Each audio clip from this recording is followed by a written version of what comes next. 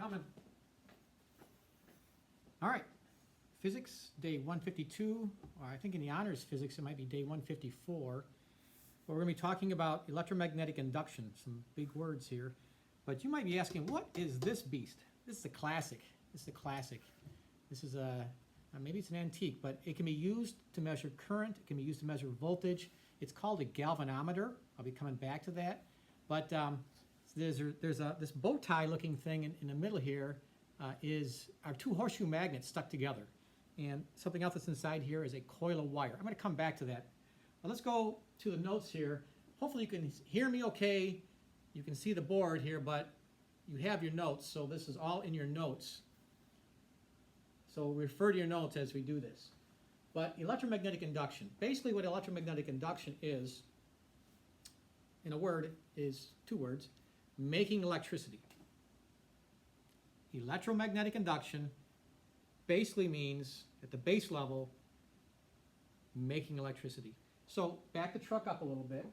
What we did before in the previous day's notes is magnetic induction. Sounds the same, but magnetic induction is making magnetism. This all kind of goes back to the basic cause of magnetism. What is the basic cause of magnetism? Well, it's a moving charge, usually an electron, either spinning and orbiting, or any moving charge. So that's what we're starting with once again, magnetic induction. If you have current in a wire, that's moving charge. You get magnetism around the wire. That's called magnetic induction. Making magnetism by moving an electric charge. They go hand in glove, so to speak. So magnetic induction, magnetic fields created around current carrying wires. So I have that. But now, electromagnetic induction. It's the process of creating electricity. Technically, it's voltage. Creating voltage. And voltage, then, if you have a circuit, results in having current in the circuit. So voltage really is more fundamental than current. You have to have voltage to have current. You don't have to have current to have voltage. For example, you just take a regular battery. A battery has voltage, whether it has current or not. So imagine a battery. So voltage is really more fundamental. So electromagnetic induction is creating voltage, but then the offshoot is you get electricity if you have wires. And really, voltage is really no good unless you have the current. So magnetic induction, making magnetism, electromagnetic induction, making electricity. All right, so we have this thing called Faraday's law, and I have this galvanometer here, old school, all right, and it's good for detecting current, amongst other things, but it's called a galvanometer, and it's further down the page. I'll explain it more fully what that means. But once again, the most basic parts inside here is there's a permanent magnet. They don't have to be horseshoe magnets, but they are. There's two horseshoe magnets here stuck together. And in the middle here, you can't see too well, there's a coil of wire. And there's a bunch of stuff that hooks it all together, but the main operating parts inside here are the permanent magnet and the horseshoe wire, and the coil of wire. Horseshoe magnets. The horseshoe magnets have a uniform linear magnetic field that probably points towards the floor. It might point towards the ceiling, doesn't matter. It's linear. The coil of wire in there, once you put current in that coil of wire, will have a circular magnetic field. So once we put current into this machine, this galvanometer, then there will be conflicting magnetic fields. There's always the permanent magnetic field in there because of these horseshoe magnets. It's always there. But the coil of wire will not have a magnetic field unless you put current in that coil of wire.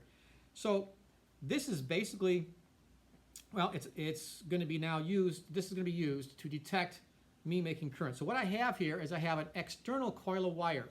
Can't see it too well, but it's about 20 coils of wire. Doesn't really matter how many. The more you have coiled, the better this works. But I have a coil of wire here, and there's no current in this wire. But this coil of wire is hooked up to the coil of wire inside here.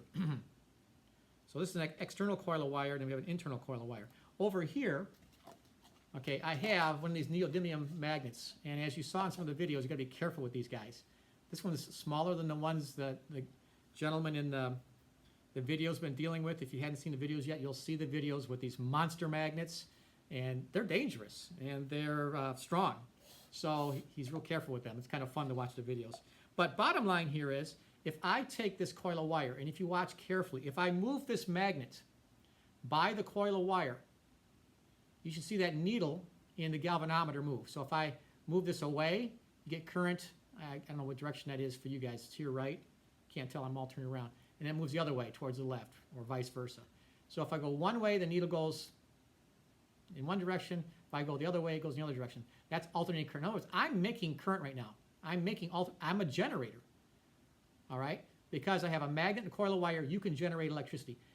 At its fundamental level, it's very easy to generate electricity. This is not very efficient. Okay, I probably couldn't even light up any tiny light bulb with this particular generator. You could make it better, and this is what Faraday's law deals with, how to do this more efficiently. Faraday's law says, basically, if you have more coils here, it's better. Faraday's law says if you have a better magnet, it's better. Faraday's law says if you do this faster, it's better. And for those of us in honors, in a typical year, we do some calculating, but this year we're going to skip the calculations. We'll do the calculations next year if you take AP Physics. But this is how you make electricity. But you got to do it efficiently. This is not efficient. So it's very simple to make electricity, but it's doing it efficiently and then getting it to your house is the expensive part that you really pay for. So the more efficient ways of doing this really are to take a coil of wire that's a lot of loops and they're big and have big magnets in a building and you spin this. Let's say it gives you the same effect as moving this magnet by this coil. Automatically it's alternating, but if you spin this by a magnet, you get the same effect. So basically in a generator, to generate electricity, how ComEd does it or any electrical energy company, they're not really power companies. Power is how fast you use the energy. They're really energy conversion companies, but you're paying for the electrical energy that they converted from, say, steam or from burning coal or nuclear or wind or hydroelectric with water going in a dam, but all those basic ideas, except for solar, which is a direct conversion from sunlight into electricity, all these other ones, windmills out in hills, water going over waterfall, what they do is they spin a coil of wire. And when that coil of wire spins, it makes electricity, then that electricity is brought to your home by wires and then use transformers to transform it. We'll talk about that later on. But at its base level, making electricity is very simple. That's called the electromagnetic induction. And Faraday's law tells you how to do it efficiently. All right, so this is a galvanometer once again. That's the extra information. Now, so this diagram down here, which is somewhat covered up, but that shows you the coil of wire, moving the magnet by the coil of wire, and this represents the galvanometer. Oh, so what else I don't have here is this blank. The number of loops or coils. So the more coils, the better this works. The faster you do it, the better it works. The stronger the magnet, the better it works. That's all Faraday's law. All right. Then for the honors people, I also have Lenz's law. We'll do that next year. We're going to skip that this year. So skip down the page. Actually, for the honors people, skip to the back page. All right, so we have three devices that are very similar. I've already talked about the galvanometer. That's my first diagram over here, galvanometer. But we have three similar devices. All three of these devices, in its simplest form, these are simplistic pictures, have a magnet or several magnets and a coil of wire.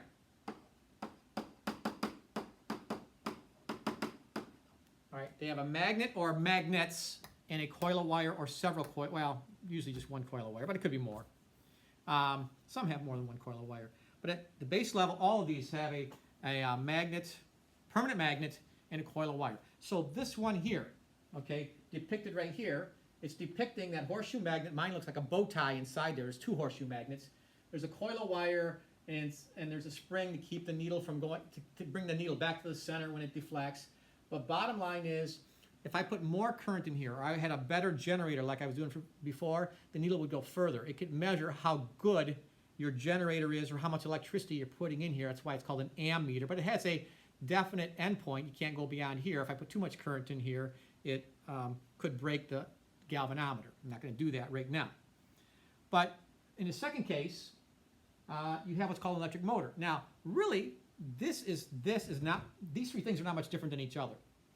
An electric motor really isn't much different than this. It has the same parts. It has a permanent magnet or two, and it has a coil. This is showing one loop or one coil, but usually there's many more coils, and there's other pieces that connect it all together. You don't need to worry about any of the terminology. There's what's called an armature, and there's brushes and contacts. You don't need to know all that.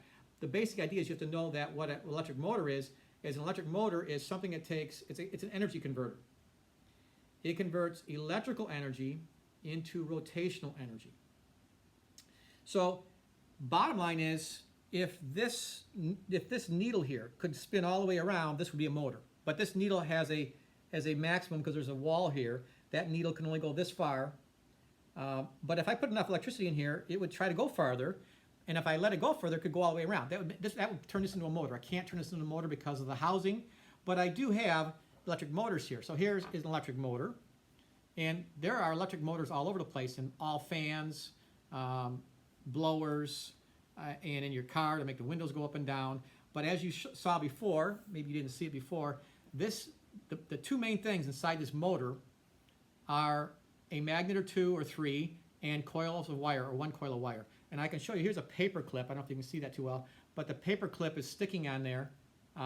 There it is, hanging off. Yeah, there's the paper clip, because there's magnets inside here. Paper clip sticks because there's magnets inside this motor. Now I just taped on a piece of tape here so you can see the shaft a little bit easier. And I'm going to hook up some, I have some batteries here. So once again, a motor is an electrical energy conversion device using magnets and coils of wire. If I hook up a couple of wires to this, I guess I don't need the galvanometer anymore. I'm going to move it out of the way. It's fun to look at, though. So I'm going to move that over to the right. Okay, so now I'm hooking up to some batteries, and when I hook that up, this thing should start to spin. I don't know if you can see that too well, but this is now spinning.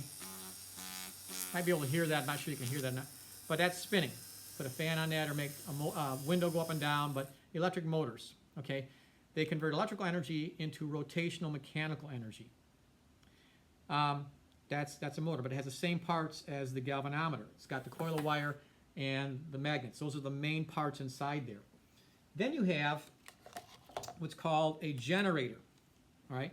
Now, so a generator, this third diagram here, same things inside. It's got a coil of wire, and it's got a magnet or two, and you can, in this case, spin. It's the opposite of a motor, basically.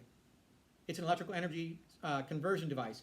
It's going to convert mechanical rotational energy into electrical energy. It has output here. I'm going to connect that to some light bulbs. Hopefully you can see these light bulbs. Got two light bulbs here. Dropped my pen. All right, I have two light bulbs here, and I'm going to connect them to the generator. And once again, generators are not that difficult. I'm going to generate electricity. I'm going to be like ComEd right now. Oops, can't see these light bulbs. I got to move them back. Ooh, you can barely see them here. Okay, so hopefully you can see these light bulbs. Hopefully they come on. Okay, I don't know if you can see that they're coming on or not. Let me hold them up a little higher. Maybe if I hold them up high and closer. Sorry, it's all jumping around, but you should see that the light bulbs are coming on. I'm generating electricity. Now, what you can't tell, let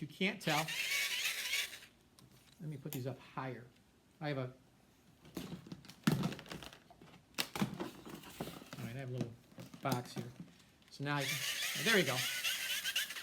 So what you can't tell is that it's harder for me to turn this. There's some resistance in here. I'm not getting free electricity.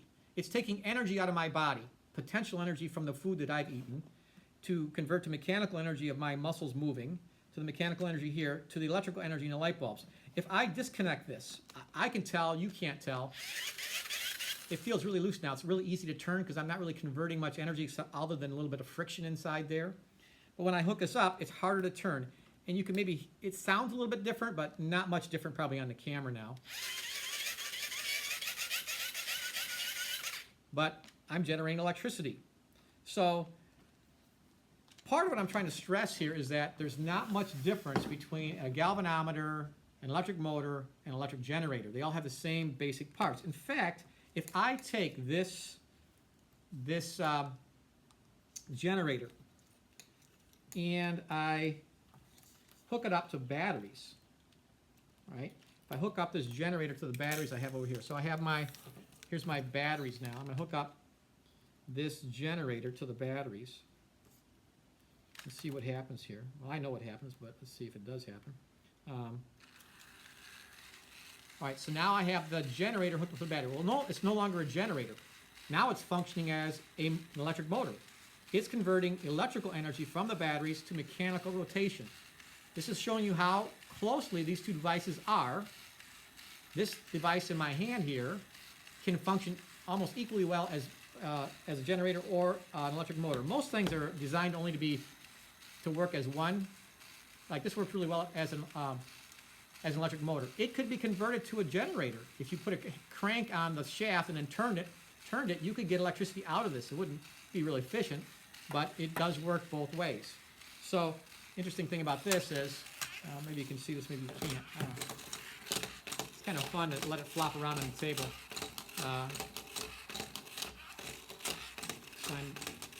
Anyways, that's just kind of a fun demonstration. Right now, it's an electric motor. All right, all three of these things have a magnet and a coil of wire. So those three devices. So to fill in the blanks here, the galvanometer detects currents, a current detector, or a voltage detector. So you could call it a voltmeter or an ammeter. So the galvanometer.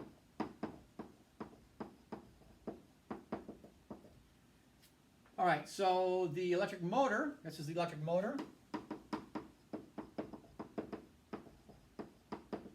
Converts electric energy to mechanical energy. So it's not a gasoline engine or gasoline motor, it's an electric motor. All right, and finally, the generator converts mechanical energy to electrical energy. So those three devices.